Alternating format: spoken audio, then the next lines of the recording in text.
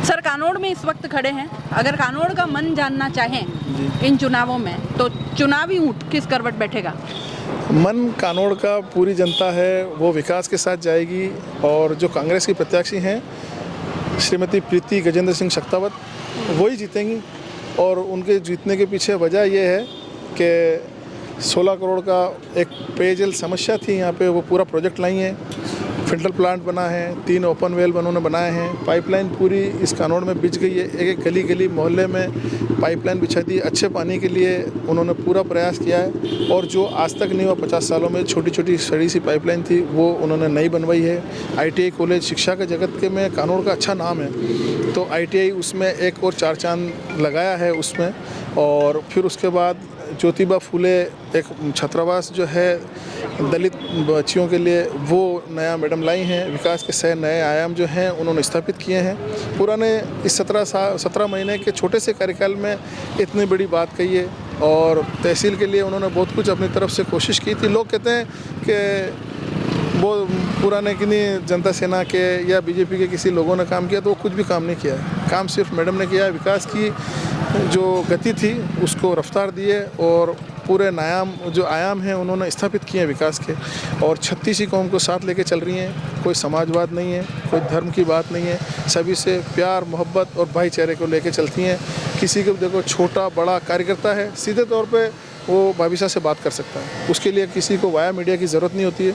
और एक सरल और स्वभाव जो है उनका वो ये है कि वो किसी से भी बेबाक बात कर लेती हैं। जैसा कि आपका बेबाक जो चैनल का नाम है बेबाक राजस्थानी, वो वहाँ पे आपको हमारे कांग्रेस के जो प्रत्याशी उसमें नज़र आएगा।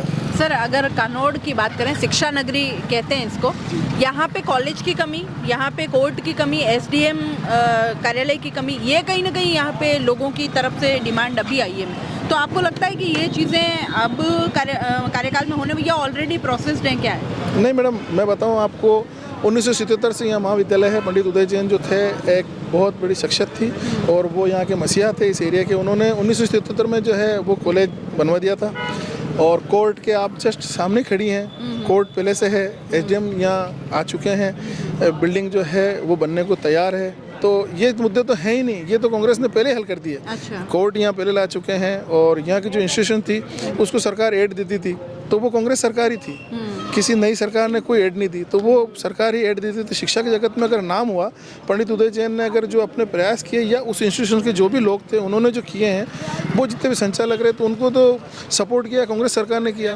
तो शिक्षा जगत में काम किया है, कोर्ट ऑलरेडी है, SDM अभी बैठते हैं और सारा काम सुचारू रूप से चल रहा है। जनता सेना से दीपेंद्र कंवर और उदयलाल जी डांगी भाजपा से फिर से मैदान में है, ताल ठोक रखी है। क्या लगता है क्या रहने वाला है पूरा?